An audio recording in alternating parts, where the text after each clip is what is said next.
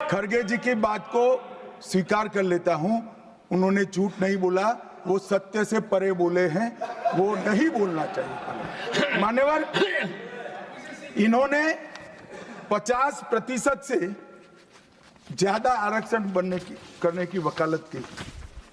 मैं आज देश की जनता को कहना चाहता हूं कि देश के 2 राज्यों में धर्म पर आरक्षण अस्तित्व में है, धर्म के आधार पर आरक्षण, ये गैर संवैधानिक है। मान्यवर, संविधान सभा की कोई भी डिबेट आरक्षण के प्रावधान करने वाले आर्टिकल की पढ़ लीजिए, इसमें स्पष्ट किया गया है कि कोई भी आरक्षण धर्म के आधार पर नहीं हो सकता, आरक्षण पिछड़ापन के आधार पर।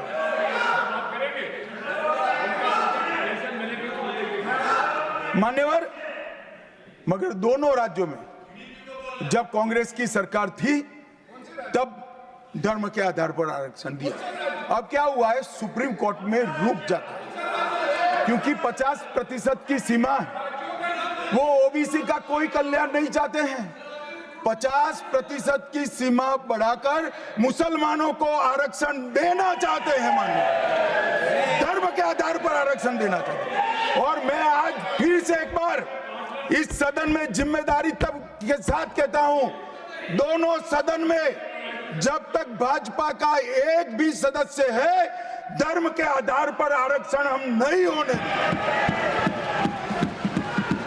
इस संविधान विरोधी। मान्यवर, मैं अब कांग्रेस पार्टी ने कभी धर्म के आधार पर आरक्षण अरे दिया है।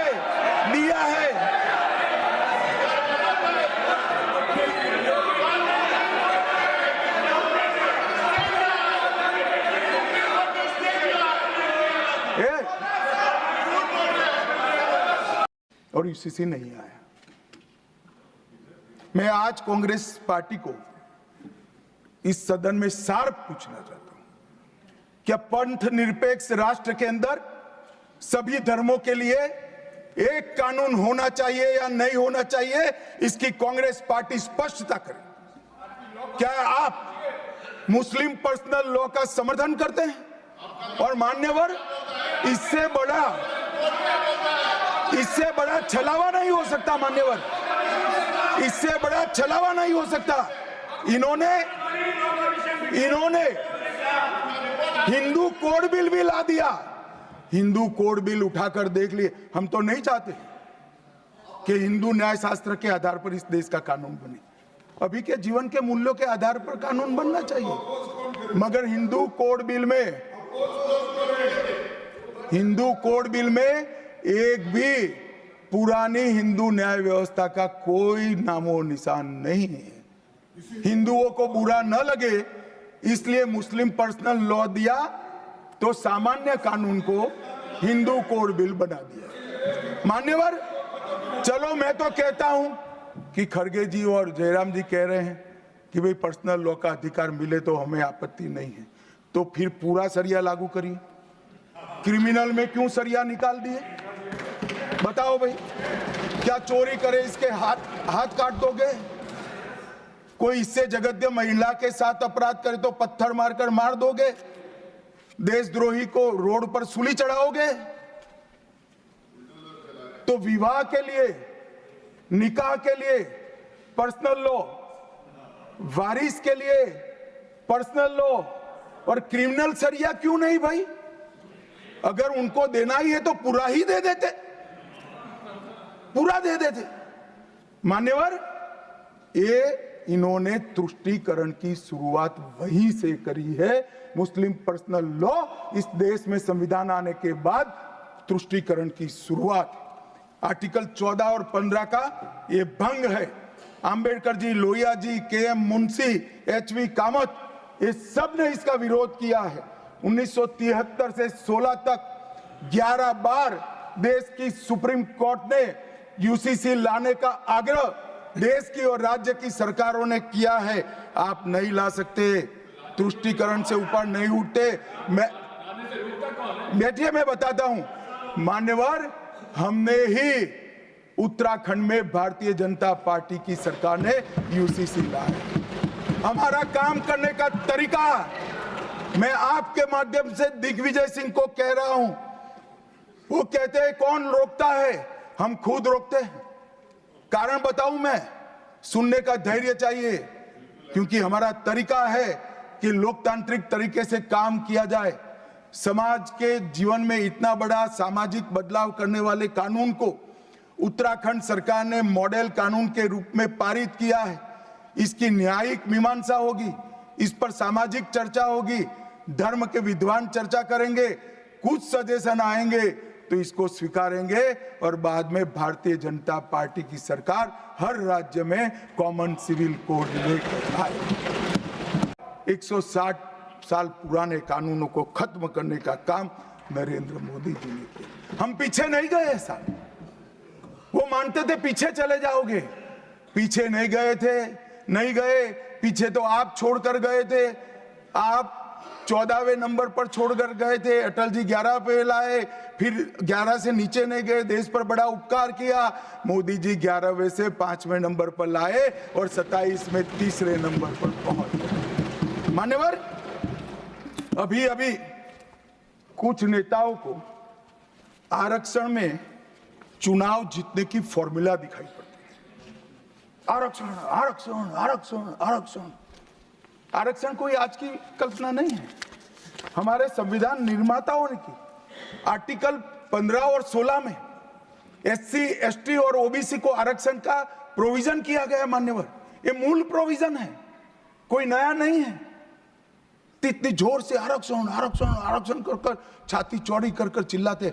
आज मैं बताना चाहता हूं कि कांग्रेस पार्टी किस प्रकार से आरक्षण विरोधी पार्टी है। मान्यवर, इनका कहना और करना दोनों अलग है। मान्यवर, आरक्षण के लिए नेहरू जी के उद्गार अंत में मैं बताऊंगा, परंतु ओबीसी को आरक्षण देने के लिए 1995 में 55 में काका साहेब कालेलकर कमीशन बना। मान्यवर, इसका रिपोर्ट कहां है? दोनों सदन के रिकॉर्ड पर मैंने ढूंढा, कहीं नहीं, बुला दिया गया। क्यों? क्योंकि ओबीसी को आरक्षण मिलता था। बैठिए बैठिए बैठिए ना, मैं प्रक्रिया बताता हूं। अर्ध सत्य नहीं बोलता हूं भाई, एक सेकंड। छिपा कैसे सकते हो, छिपा कैसे सकते हो? बाबा साहब आंबेडकर का संविधान है, देश में लोकतंत्र है, कैसे छिपाओगे? मान्यवर, कोई भी रिपोर्ट आता है, कोई भी रिपोर्ट आता है, अरे सुनो, अब कोई भी रिपोर्ट आता है उसको कैबिनेट के सामने रखना पड़ता है, फिर इस पर कार्यवाही जो की उसकी रिपोर्ट के साथ संसद के सामने रखना है। सही कह रहे हैं, उन्होंने संसद में लाने की जगह पुस्तकालय में रख दिया। ओबीसी का आरक्षण, ओबीसी का आरक्षण इन्होंने लाइब्रेरी में रख दिया। और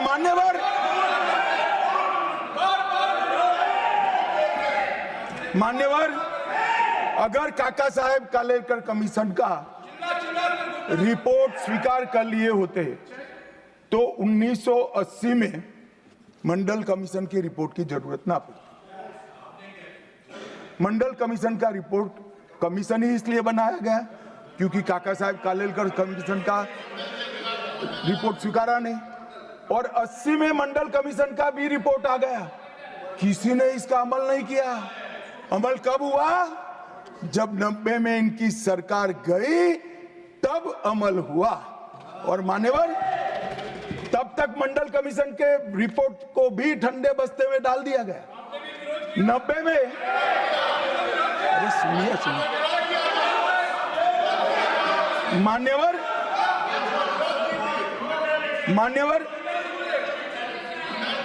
मंडल कमीशन के रिपोर्ट को जब स्वीकार किया गया, लोकसभा में प्रतिपक्ष के नेता थे श्रीमान राजीव गांधी। मैंने राजीव गांधी जी के सभी भाषणों को खंगाला। सबसे लंबा भाषण मंडल कमीशन के रिपोर्ट के विरोध करने के लिए किया है। और इन्होंने कहा पिछड़ों को आरक्षण देने से इस देश में योग्यता का अभाव हो जाएगा। अब ये तो आपके विचार है। मान्यवर, राजीव गांधी की स्पीच भी, श्री राजीव गांधी की स्पीच भी लोकसभा के रिकॉर्ड पर पड़ी है। लाइब्रेरी में आप जाते हैं, लोकसभा की स्पीच निकलवा कर नहीं पढ़ते। जयराम जी पढ़ लीजिए एक बार। और नरेंद्र मोदी जी ने क्या किया मान्यवर? ओबीसी कमीशन को नरेंद्र मोदी जी ने मान्यता दी, पिछड़ा वर्ग का सम्मान किया, नेट, नीट, जेई उसमें ओबीसी का आरक्षण किया। और इन्होंने क्या किया? अभी भी ये तो सब नेहरू जी, इंदिरा जी और अब भी चलता रहता है। एक इन्होंने क्या किया? झूठ बोलना शुरू किया कि हम आरक्षण बढ़ा देंगे, आरक्षण बढ़ा देंगे। आरक्षण बढ़ाना चाहिए, आरक्षण 50% से ज्यादा बढ़ा। ये क्यों बढ़ाना है मैं बताना चाहता हूं। मान्यवर, झूठ नहीं, असत्य, झूठ की जगह असत्य। चलिए मान्यवर, आपने भी करेक्ट किया, असत्य। खड़गे जी की बात को स्वीकार कर लेता हूं। उन्होंने झूठ नहीं बोला, वो सत्य से परे बोले हैं, वो नहीं बोलना चाहिए।